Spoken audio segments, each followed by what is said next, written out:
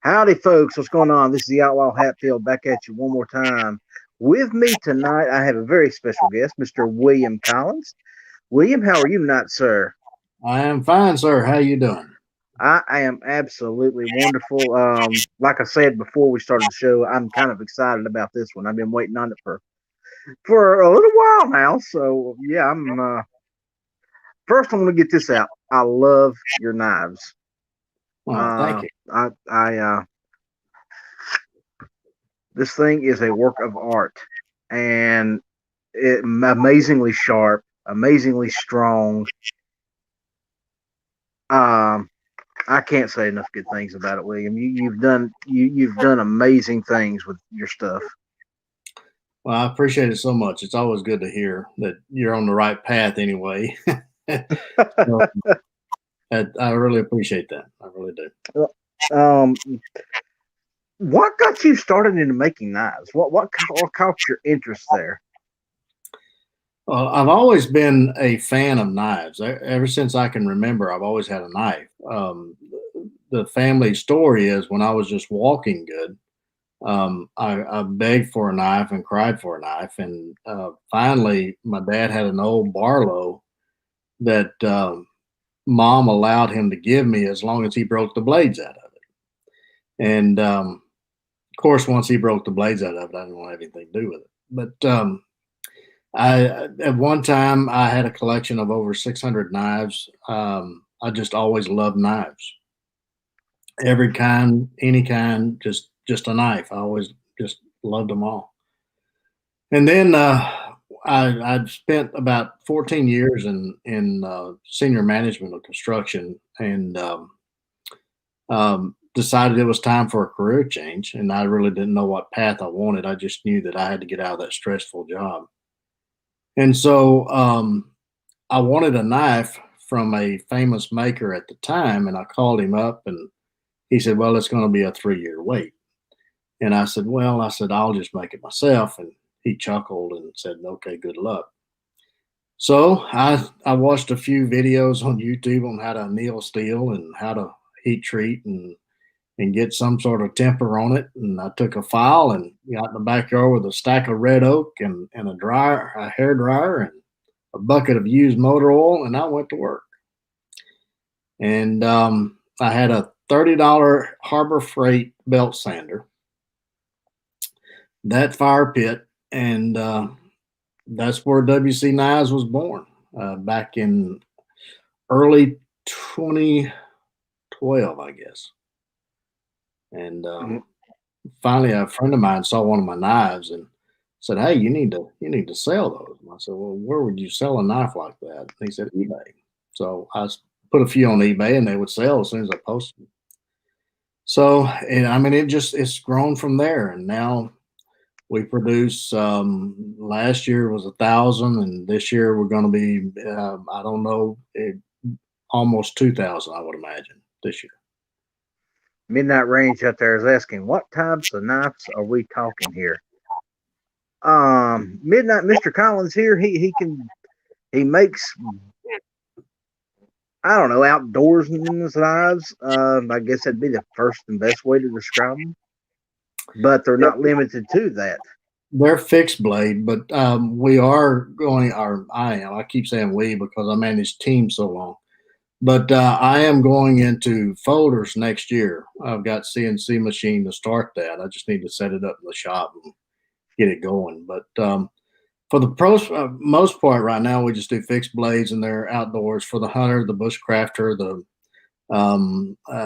not much of a survivalist. Although I do have the SK, which is considered a survival knife.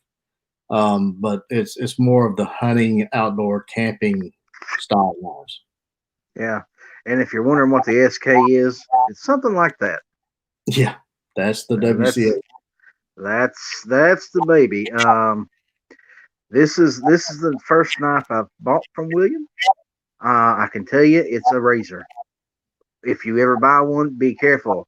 The man knows how to put an edge on a knife. Um, I have actually cut tomatoes with it, so that ought to tell you something. Yeah, Um, design, the WCSK, it stands for William Collins Survival Knife, but it also translates for Woods Combat Survival and Kitchen, because many times the kitchen is left out of a knife. And when you go camping, what do you use a knife for? 90% of the time, it's cook food. And so a lot of times that part of knife design is left out. So I try to cover everything that you're going to use that knife for and make it to where it works well in many different areas. We pigeonhole knife design much too often, and we'll grab a fillet knife, we'll grab a skinning knife, we'll grab a carving knife. Why not have a knife that'll do 3 or 4 of those tasks and do them well? So that's my approach to knife design, and that was my approach to the SK. Is I wanted it to cover the woods, combat, survival, and kitchen. And it does it all, and it does it well. If you look Um, at it, has that flat port is designed and angled like a chef's knife. yeah. Um, it's each part of this knife it could be just a separate use. You know, you can grab it up here for fine work on that edge. I don't know how well you see that, but you know, then you've got the tooth here, and that's just an amazing part of this design. I love that. That comes in handy more times than you'd ever believe.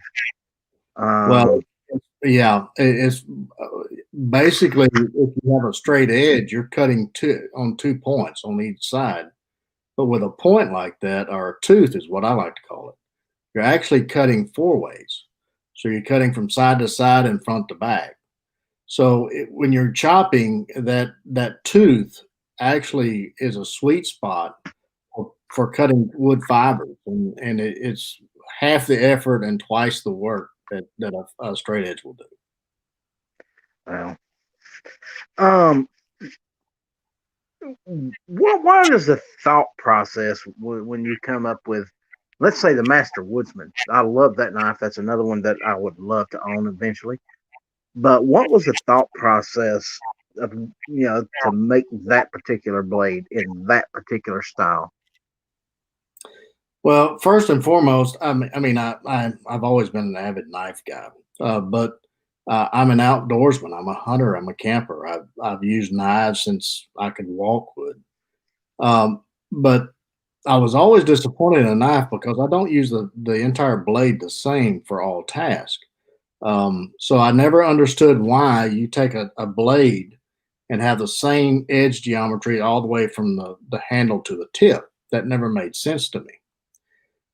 Then I started exploring other makers like Dave Beck in the Tracker. He had dual grinds. Mora had a knife at that point. I think it was called the 2000, which changed, and I think it's now the Consball, or I can't pronounce the name of it. But it's a dual grind. Matter of fact, Bob Lovelace in the 70s had a dual grind knife. But I just took that concept and said, what if? And I started playing around with different grinds. And that's how I came up with a Master Woodsman grind, which is a Scandi that is married to a saber grind. So you have the Scandi portion right at the handle for your firecraft, which your feathers.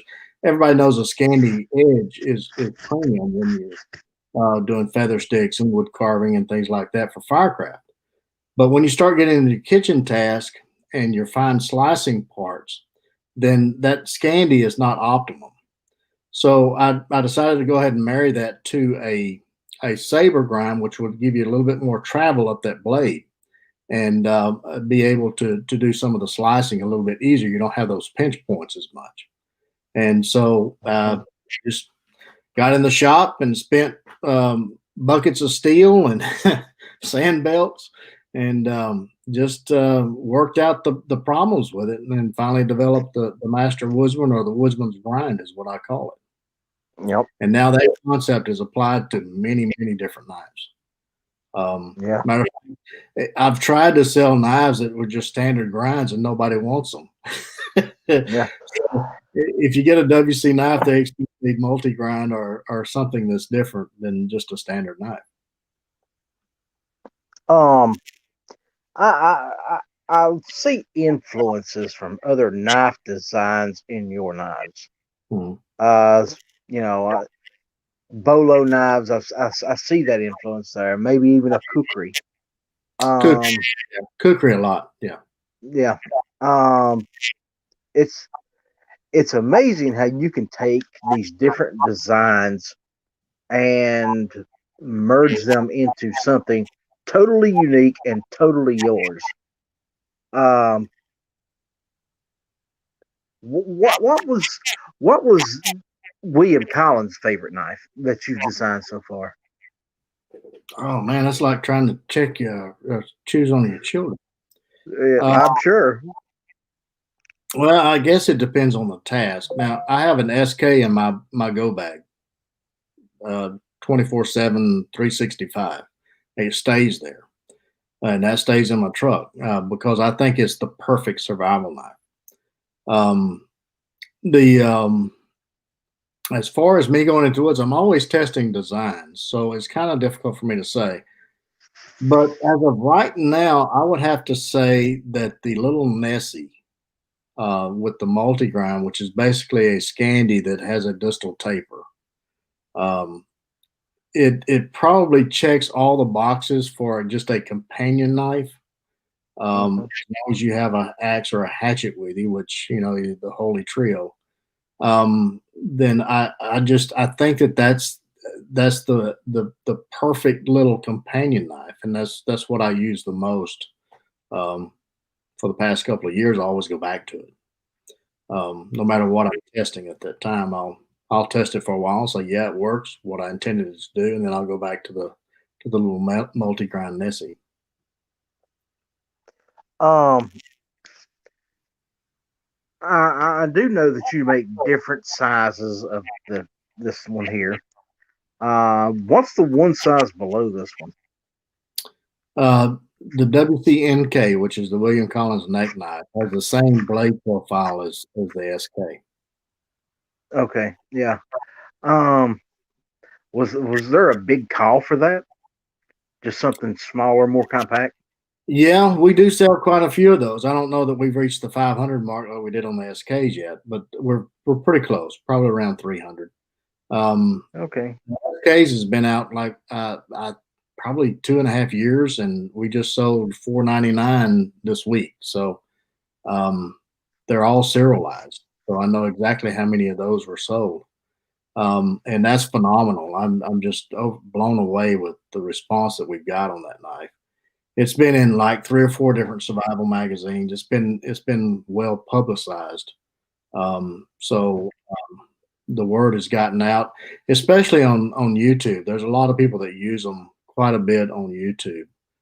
Primal Outdoors is one. He's got over 1 million subscribers, and so I mean, he has been using my knives for many years, and when he saw that one come out, he said, "Man, you got to give me that knife." And so I sent him one, and every time I talk to him, I offer him another knife. He said, "No, no, this is the knife for me." So Uh, anyway, people like that actually get the word out. It's doing very well, and I'm truly honored and blessed that it's doing so well. so talk us through the process of building a knife. How do you select metal? How do you select the material for the handle? How do you select, the blade geometry that you're going to put on a particular knife? Whether it starts off with a Scandi and goes into a saber or some kind of different multi grind. Well, everything I do is a multi-grind. Like I say, I want Yeah. different parts of that blade to do different tasks. But the trick is to get it to where it's easily sharpened. I mean, you can always do a multi-grind, but it's not always easy to sharpen. So all of my knives have the same angle all the way through. It just you have a different primary grind that the customer don't mess with. For instance, I'm doing a full flat Woodman's grind now, which if I can get this in the light here, basically it has a Scandi right here, and it goes into a full flat. Let me get a finger up here in this deal. It goes into a full flat right there. Okay, but this cutting edge is the same 11 to 12-degree angle all the way through. So when you're sharpening it, it's the same angle. So that means it's easily sharpened. And of course, it has the tooth there as well. I mean, that tooth, once you use a knife that has that tooth like that, you won't use anything else.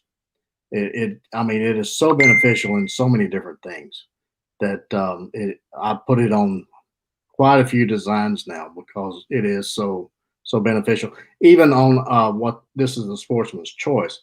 Um, Even on something like this for skinning or filleting, it's thin enough to fillet.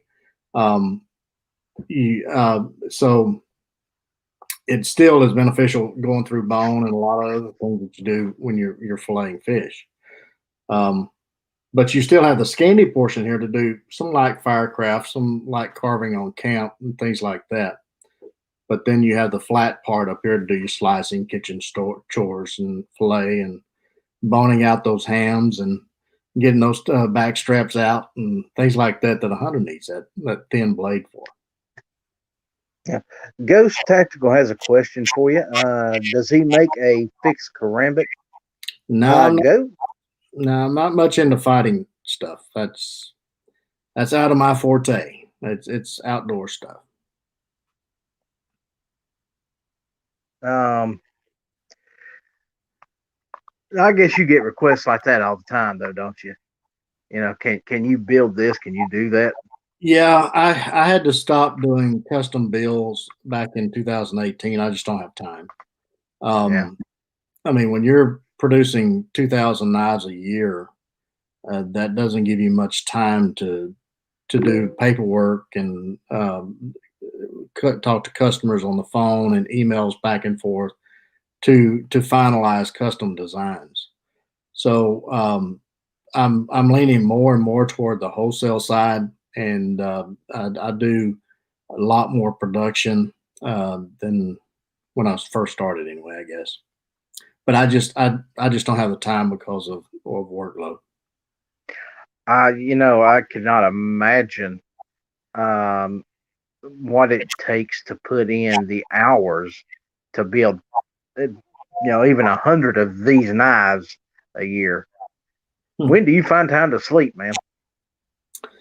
Well, we get a few hours in there every once in a while, but I mean, I don't do it alone anymore. I have employees now, but I do all the grinds and all the heat treat here in house, and I do all of that. Matter of fact, this morning I did the finish grinds on 14 blades and did the primary grinds on another 17. And then tomorrow I'll finish grind the other 17, and we'll get out probably on average 40 to 50 a week. There's about every second or third week we'll get out of 70. So and it, it just depends on what it is. I mean, now if you have something simple like this, which is sure touch, I can get the camera here. If it's just sure touch and you got just a regular pin in it, then it doesn't take long to set the handles and shape them, which I have a guy that does that. But if you got something a little bit more decorative, then it takes a little bit longer to do that. And so we're trying to streamline the production side of it rather than do custom. We don't do any mirror polishing and all that other stuff. To me, is just aesthetics. It doesn't help or benefit the knife function, and I'm more into function than I am aesthetics. Knives made to work is my motto, and that goes from design to actually a working product. I really like it when my knives are used. That's what they're made for, is to use. Yeah, well, and they take the abuse. I've put this one through some rough stuff, and it's held up beautifully. Um, what got you to thinking about pocket knives? What was the thought process there? Because I was inundated with people that said, "I wished you made a pocket knife," and then Well, I looked at well, the market. I looked at the market and I said, there is not really a knife design out there that's has the blade geometry of my knives.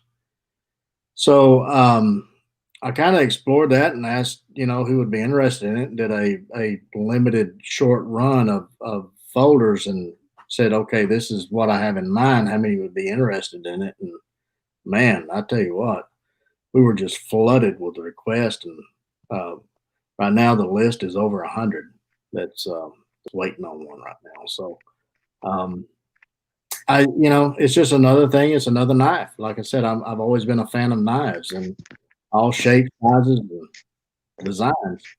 But decided we'll try out the folder side for a bit. Is the SK the biggest knife you've come up with?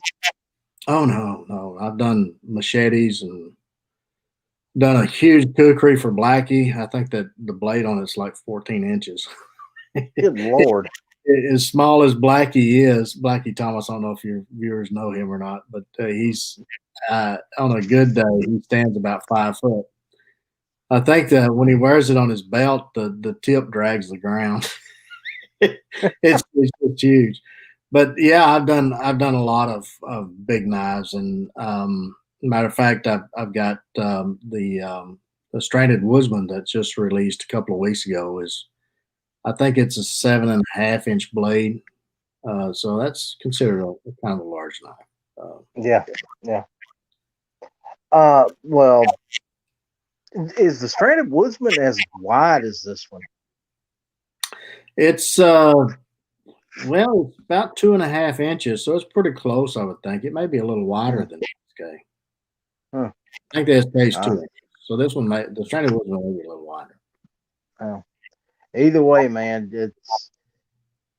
it's a like I said, like I told you before we got on air. These things are works of art. You do an amazing job with these knives. Where's the business going next? Are we going to keep doing the folding knives? Is that just going to be a limited run, or is that going to be something that you're going to do from here on out? Well, what else do you have that Well, may be a surprise to us? folding knives. It's an investment. So once we get into that, I mean, yeah, it's going to be a permanent thing. Because I've invested in CNC machines to get the machine parts correct. When you're doing hand grinds on pocket knives, the reason custom knife shops only do a like 3 or 4 at a time is because when you're doing hand grinds or like that, it's very tedious. So if you go into production, which I'm leaning more and more toward is production wise, you have to have CNC machines to do that, and that costs some money. So once you set up with that, then that's an investment that you got to run with. You can't just say, okay, we'll change directions.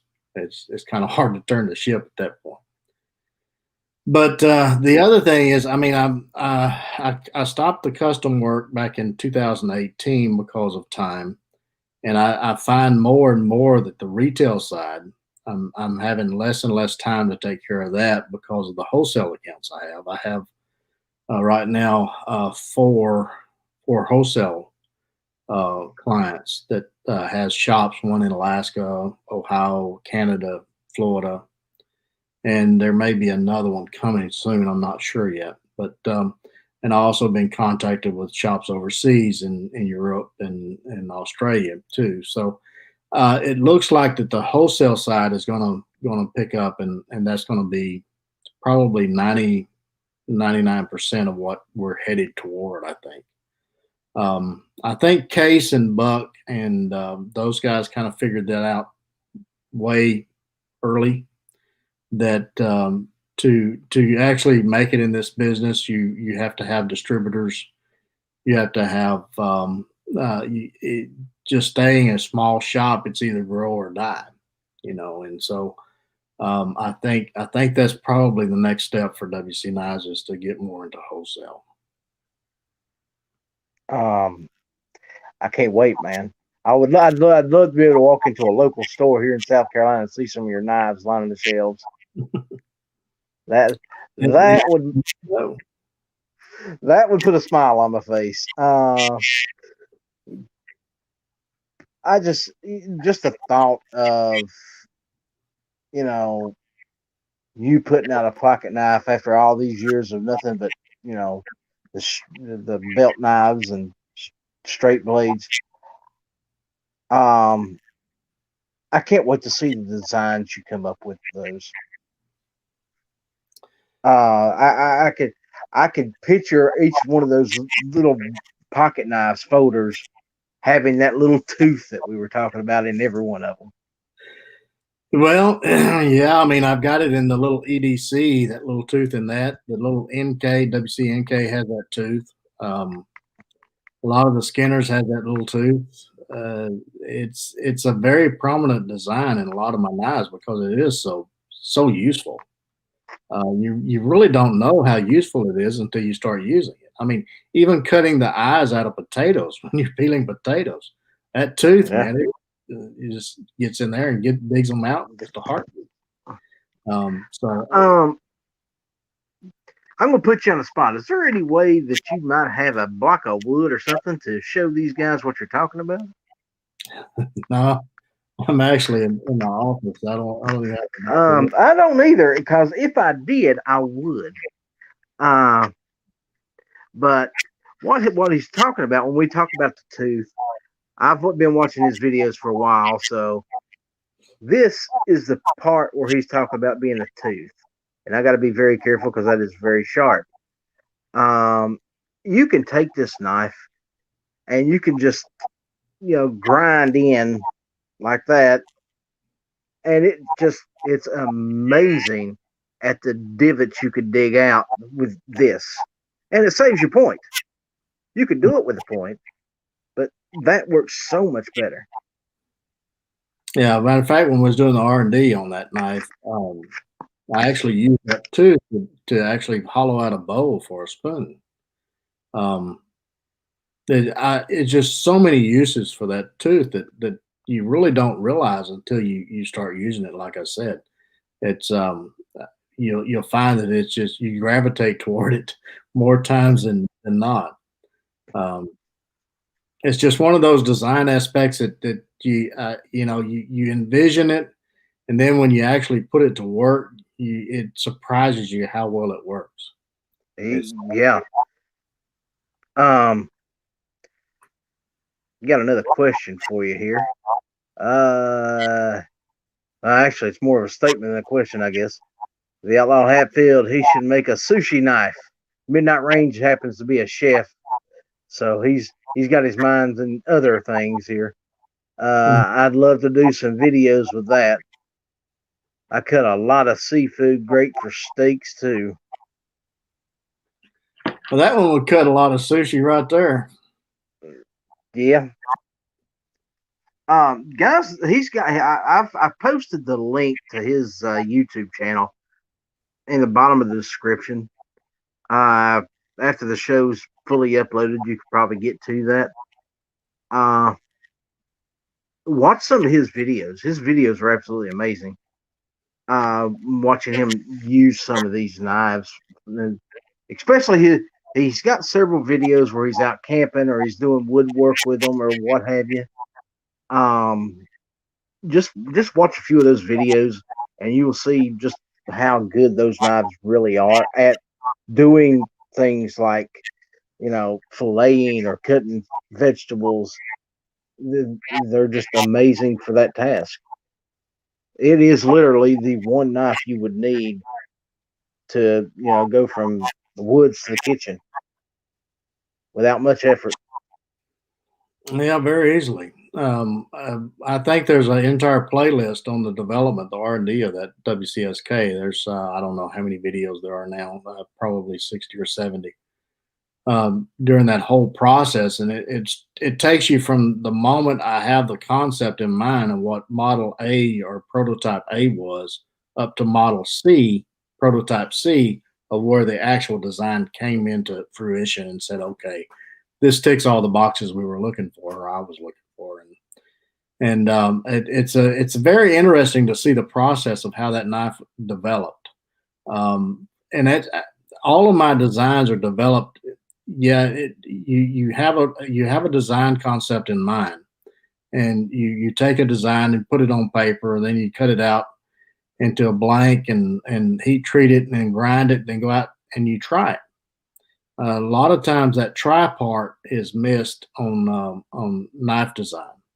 They'll take it and say, "Oh man, that looks cool," and then they'll put the knife out there and sell it to a market, and come to find out it doesn't fit that market. Whereas my designs, I actually use them and say, "Okay, is this going to function the way I envision?" And so that's why a lot of my designs are through prototypes of A, B, or C, and it usually takes me to about C. About the third try, I've really most of the time got that design dialed in. Sometimes I'll try a D and then go back to C, but it's truly a I don't want to say trial and error because you're actually it's not an error because you're always constantly learning, and as long as you learn, it's not a mistake. So, but knives are developed through use, not just looking at it on paper and saying that's different or wow, that looks cool. It's does it work? Does it function? That's my thought process when I'm making a knife. How it looks is an afterthought. Um, it has to function to the task that I have in mind when I'm designing that knife. Yeah, function over form, as they say. Yeah. Um, Everybody has other passions outside of what they do. Ghost Tactical says he's just subbed to your channel. Going to Oh, have fun watching. Says the SK looks like a great knife. So, hey, maybe that's a future purchase for you. well, Uh, 500 people says it is. uh, and I'm one of them. Yeah. Uh, Anything bad about it? what? No, there's not. And don't just get hung up on the SK. The SK is a great knife, but Williams got several other. The Master Woodsman, that's a fantastic knife. Yeah, that Uh, Blackbird, Master Woodsman Blackbird is man, we're closing in on probably 400 of those being sold in the last year. Um, that's a phenomenal design. and Uh, he's gotten It's probably one of the best bushcraft knives that is on the market right now. I, I've seen a lot of designs out there. I haven't seen anything that's come close to being as good as quality as yours. So, hey, Well, thank you. um, I think everybody else is probably going to be playing catch up to William Collins here. Yeah, Um, we just do what we love. but well, that was what I was going to ask you a few minutes ago. We all have passions outside of what we do for a living. What are some of your other passions other than knife making? Mm. Um, well, I am a novelist. I've written 3 books. You can find them on Amazon. Um, and really not much. I do kind of cook in the backyard on occasion. And I like to get out in the backyard, build a fire, and cook in a Dutch oven. Uh, Camp, hunt. I don't hunt as much as I used to, but um, I still enjoy it. I most time I just get out there and not really kill anything. I just go out in the woods. But that's As you about it. get older, Yeah, killing them, it takes second to just being out there. yeah. Just being out there and seeing them is. I mean, I we got plenty of food in the freezer, so you know it's it's just not that much sport in it. But at least you get out there and you can see them, and I just enjoy being in the woods. But I as far as that that's what I enjoy. But I prefer truck camping now a little bit more than I used to. It's you get a certain age, you have aches and pains that you didn't know that even parts of your body you didn't know existed until now. But yeah, it's Getting up out of a sleeping bag off a tent floor ain't as easy as it used to be. yeah. Nowadays, it's more times than once through the Yeah, night. So anyway, I remember camping as a kid, and it was a whole lot different than camping now. Yeah, Yeah, yeah. go out there and sleep a whole night and wake up feeling pretty good. Now I go out there and sleep for a night. I wake up feeling like I'm dying. Everything aches. Well, I started using hammocks a few years ago, and I think the hammock was the better way to go. I sleep better in a hammock than I can anything else. But still, getting in and out of a hammock 2 or 3 times a night is not fun either. So, I have moved on to air mattresses, my friend. yeah, No, no more sleeping bags for me. It's an air mattress on the tent floor. yeah, yeah. Yeah. Battery powered pump and an air mattress. Way to go! You got to try it sometime. Yeah. Um, but uh, now you were talking about you like to hunt. You hunt small game, large game. What do you go after when you do go? Well, Uh, deer hunting. Um, uh, I guess that's I don't know if that's considered a large game or not. I guess down here in the south, it's considered a large game. But yeah. yeah, that's about it. I don't squirrel hunt much. I'm not an avid bird hunter. I've been a few times, but most time when I go hunting, it's deer hunting. And like I said, most of the time I let them go. I mean, it's just not what it used to be. Well, that's the thing. As we get older, the way we think changes, and you know, um, I guess if I got the opportunity to pull the trigger on a nice one, I probably would. But it's not one of those things that's really high on the list. I'd rather go catch fish, honestly. Well, I live on the lake, and I've got a boat that's sitting in my yard right now that I bought 2 years ago, and has never been in the water. You know, Well, well, now, William, that sounds almost like a sin. well, I ain't right, I tell you. That sounds almost like a sin. Yeah, yeah, that's You, not right. That's not right at all, but that's the no, truth. no, no. The truth. You need to resolve that problem. My dad, he lives. My mom and dad lives next door, and I mean, he stays up late. But I just I don't know. It's just always something that I in the shop that needs to be done that I would rather be doing. I just Yeah, my yeah. my When's the last time William Collins said, "You know what? I'm taking a vacation"?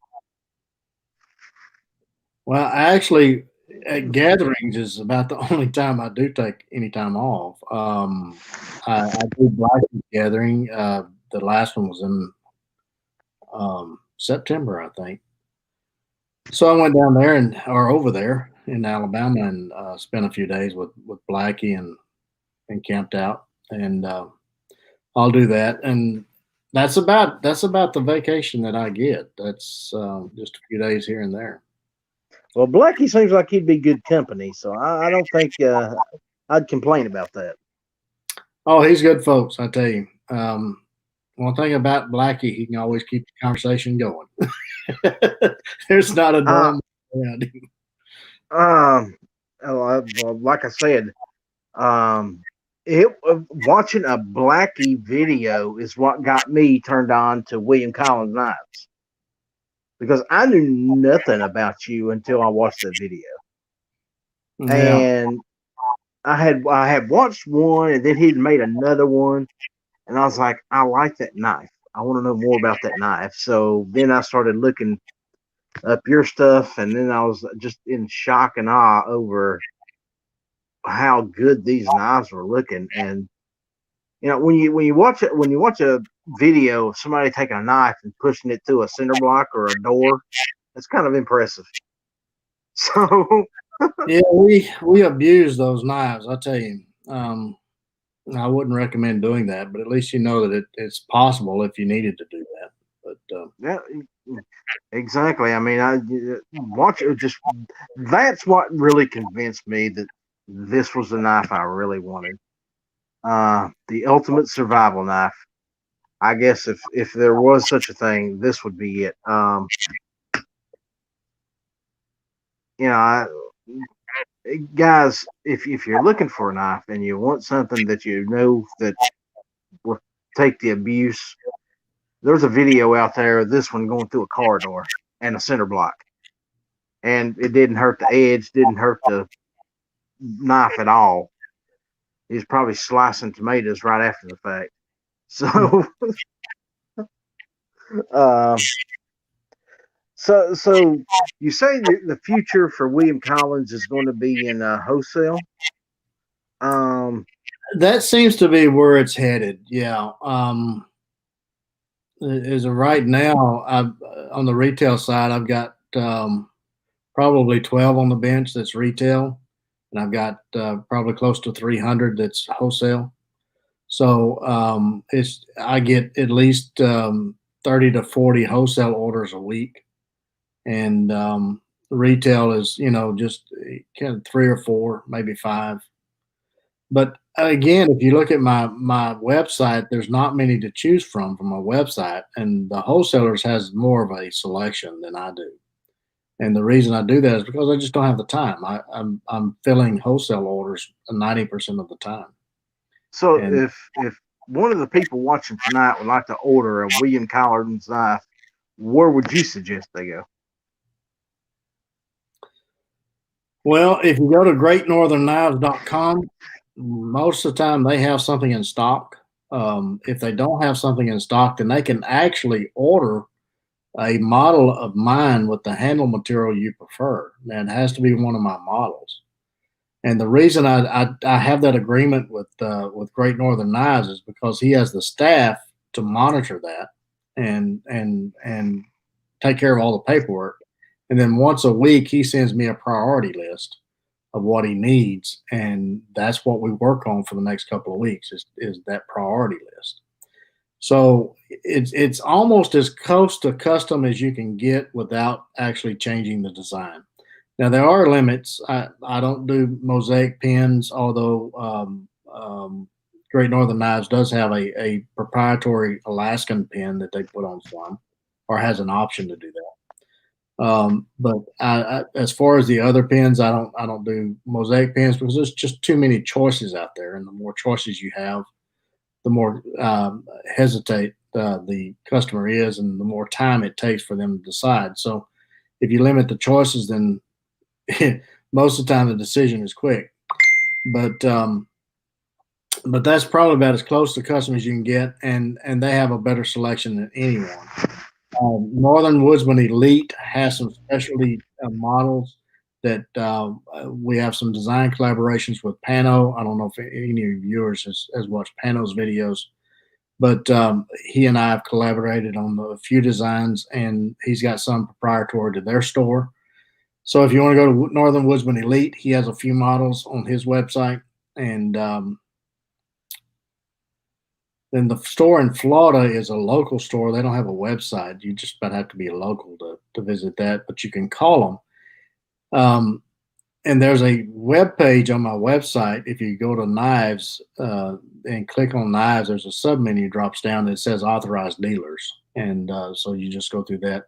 Randy at Stitch Gear, who does a lot of the custom sheaths for a lot of my customers, they like his style of sheaths. He also carries a few models on his. I don't know if he's got them on his website or not. You may have to talk to him to see what he's got in stock. But Great Northern Knives probably has the best selection. Okay, okay. Now I'm going to say this, folks. These knives are high quality knives. There's a lot of steel in one of these knives, and William puts a lot of time and effort into them. Don't expect to be cheap. They're a bit pricey, but they're worth the money. So keep that in mind. And like I said, I spent the money. I have never regretted it for 1 second. I would not hesitate to take this knife in any situation you can imagine. Big, strong. You probably could pry with it, but I wouldn't recommend it. Well, they're not proper. My Rockwell is a little bit higher than others because I like a edge retention a little bit more. My edges are a little bit finer. I use 12-degree edges, where most of the industry uses 22, which, in my opinion, doesn't cut very well. So the reason my knives outperform is because I walk the razor's edge, so to speak. And will they chop? Will they do a lot of other things? Well, yeah, within reason. I wouldn't go out there and try to split a 5-inch log with it, knotty with twisted grain, and beat it with a club. But as long as you use them within reason, then they'll perform exceptionally well. You use a knife as a knife. Yeah, one thing I do say about pricing is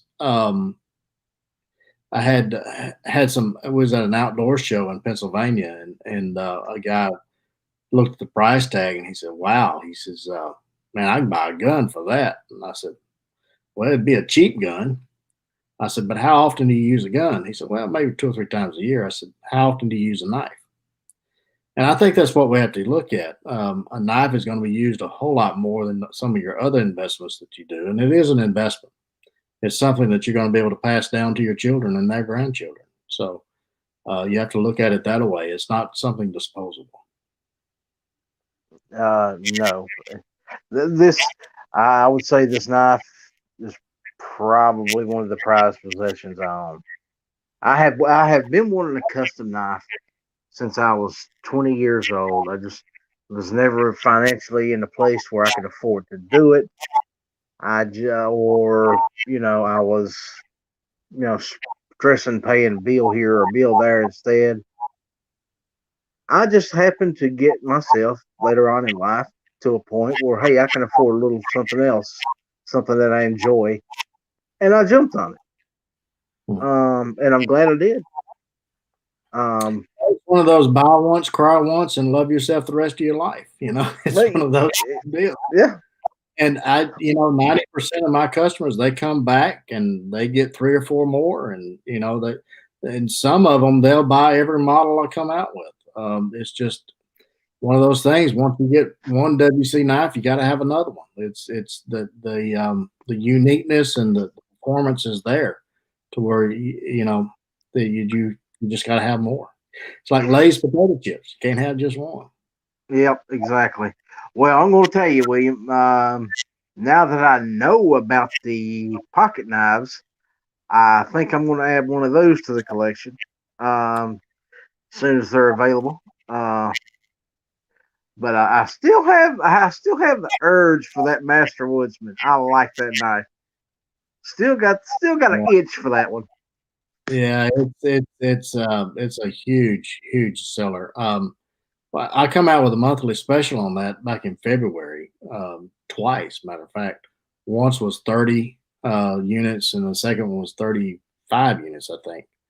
First time it sold out in 14 minutes. The second run sold out in 12 minutes, and then after that, I just said, "Well, we're just gonna put it on the website." And we're probably closing in on at least 300, maybe 400 units at this point since February. And that's just a phenomenal design that it kind of ticks the boxes for every outdoorsman, whether you're on a camp. Matter of fact, some people say they even use it in the kitchen at the house. So it's a bushcrafty type outdoorsman's knife, and it's just a great little design. I say little; it's just under a 6-inch blade. It's not small. So, one thing I've noticed about you over the years watching videos is at the end of every one, you say something very special that I find that people need to pay a little more attention to. I always take a kid out. Take Yeah, a kid out. yeah. I think Um, we're losing that enthusiasm in the outdoors and teaching children how to build a fire, how to whittle on a stick. Some of the finer things that we were taught on the front porch with our grandparents, our grandpa, and our dad. And camping with our dad. A lot of kids don't have that opportunity. And if you can take a neighbor's kid or your own, just get them in the backyard, build a little fire, roast a weenie, get them interested in the outdoors, get them away from the TV and the games and all this other stuff that's really not good for them, and teach them something that is going to relax the mind and help them grow as an individual. I really firmly believe in that. I think we're losing a lot of our heritage by not teaching our children the value of a fire in the backyard or a Yep. fire on. Hey, Well, the still to this. story of whittling on a stick, that's Yep. just part of being knives. Still to this day, I don't think there's anything quite as nice as sitting outside in a spring night with a fire, roasting marshmallows. There's just something about it. It's soothing to the mind, like you said. Now, there was a gentleman in here earlier. I don't know if Clover's still out there. The Clover Tech, and he does a lot of work with children. He teaches them to shoot and this, that, and the other. He's very involved with kids. Ghost Tactical's involved with kids. Um, that's something that myself and the other guys that I started this out with many years ago, 3 or 4 now. That's one thing we all have in common. It's support kids. Get them out there, get them interested, and then keep them interested. That's the hard part. Mhm. Is keeping them interested. Yeah. Take a kid fishing. I always thought that was great advice. Take a kid fishing. Well, I guarantee you get a kid hooked on the outdoors and fishing and hunting and things like that and camping, then they'll stay off the street. Um, Yep. that will be more appealing to them and more exciting than what you're going to find on the street most of the time. Midnight Range out there cracking jokes. If you take a neighbor's kid, make sure you ask his parents. Trust me. That's good advice. Yeah. Yeah. Midnight. William should have probably let you know about that a long time ago. Well. Oh Lord, I got a bunch of jokesters out there, William. I love them all to death. Yeah. I got some good folks that follow this channel. So we're down to about 8 minutes, William. Is there anything else you'd like to say? Anything else you'd like to get off your mind? And if there's any questions out there from the audience, now's the time. Not really. I mean, if you're interested, just go to my YouTube channel. Just do a Google or YouTube search of WC Knives or William Collins, and my channel should pop up. And anything you want to know about me is in there. I have hundreds and hundreds of different models that I developed over the years, and I just don't have a room on my website to put them all. But there's a video there somewhere in my catalog of, I think we're up to almost 500 videos at this point. But I'm sure there's a video in there for everybody. Just check them out. Yep. A great source. If you just want to see some of the stuff that he's done, take a look at his Instagram. He's got all kinds of pictures and of different knives and the same knife with 15 different handle designs or colors. I think I linked that. I know I linked your YouTube channel, but yeah, take a look at the Instagram for William Collins. You will be amazed at some of the stuff he's got out there. Yeah, I'm on Facebook. I mean, all the social media. I'm not very much on Twitter or I don't tweet. I'm not a bird, but I do have a Twitter account, and I think some of the things get transferred over to Twitter. But I'm on Instagram and um, um, briefly about the neck knife. I assume that's the WCNK. Yeah, I would assume. That's. I mean, I have videos on that. I don't know what you'd want to know about it. I don't have the specs for it. Like I say, I developed and designed hundreds of models, and I just can't remember them all. I'm sorry, but it's 1/8 inch steel. Blades probably around 3 inches. One thing about my designs, I have arthritis in my hands, and the handles are going to be something that's going to fill your hand up. None of my handles are small. I like large handles so you can grab the knife and control it. If you control a knife, it's a safe knife. If you don't control a knife, then it's going to cut you. So I believe in handles big enough to hold on to and get good purchase on and control that blade. So the neck knife is a small blade with a good handle on it that you're going to be able to hold on to, and it has the same aspects as the WCSK as far as the blade shape. So it has the tooth that we've talked about. It has a kind of a rounded point for a skinning blade. It has a dual grind, a Scandi into a saber, and it's just a smaller version of the SK. A wood carving machine. It'll go through wood like an angry beaver. I try to stay away from beavers, even Yeah, angry ones. yeah. I actually caught one in a fishing net by accident one time. That wasn't fun. He wasn't a happy customer, was he? Oh Lord, no! And getting him out of the net was probably one of the scariest things I've ever done in my life. No, yeah, he was not a happy camper at all. Yeah, Nice. I can imagine. Oh, yeah. Yeah. It's just I didn't know he was in the net. I had the net sitting in the water. I didn't know he was in the net. I picked the net up, and there he was. Just wild. I bet you thought you had a whale, didn't you? Well, here's the thing. It wasn't, a full-grown beaver. It was a baby. It was just a little bitty thing. But still, it was enough to let me know I didn't want to piss off a beaver. Um, Mean teeth. yeah, yeah. I finally got it out of the net, and it hissed at me and hit the water and took off. And I wasn't about to complain. It was an interesting situation, to say the least. Um, so do you ever go live on your channel? Do you ever have a regular schedule? Not as often as I should. I went live a few times during this COVID thing, but I probably should.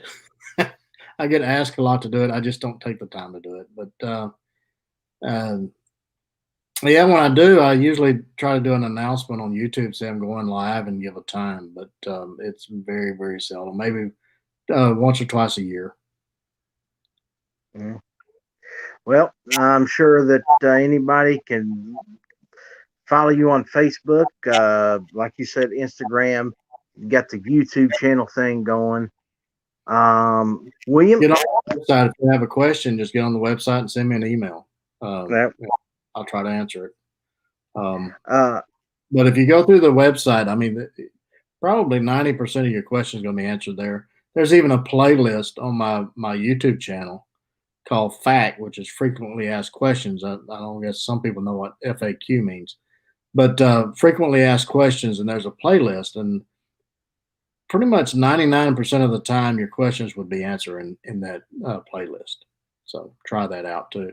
Or you can just send me an email and I'll try to answer your question best I can. I may just give you post a link to a video on there because most of the questions you can answer to a video at some point. But anyway, at least you get an answer. yes, sir. Oh, well, William, I want to thank you, sir, for giving us a few minutes of your time. Oh, my pleasure. My pleasure. Um, I'd like to have you back at some point in time, if you don't mind, sir, because Absolutely. Anytime. I have enjoyed this night. Um, I be expecting another order from me because it is coming. I don't know when, but I'm gonna hit you up again. I do appreciate you, man. I love the work that you do. Well, Ladies, go ahead. I said, well, thank you. Check out Great Oh, Northern. They probably have something in stock that you would want. So, okay, I will do. Will do. because if you order from my site, it's a 90 to 120-day wait. So, It a was lot of worth it. yeah. I waited it, and it was worth it. I could never be happier, man. And Well, I'd thank wait you. it again if I had to. Um. Anyway, with that being said, folks, we've been gone for about an hour now, so I think we're going to call this one done. Again, William, I'd like to thank you, sir. Is there anything you'd like to say? Anything you'd like to plug? No, get in the backyard, whittle on a stick. Be sure and take a child with you. Get the opportunity, and don't forget those plenty of band-aids and lots of knives. Yep, because you will cut your fingers. I've done it lots. Hey, God bless each and every one of you. Y'all take care. Be safe out there. Happy Thanksgiving. Yeah. I might come back on and surprise some of y'all Thanksgiving at some point. We shall see.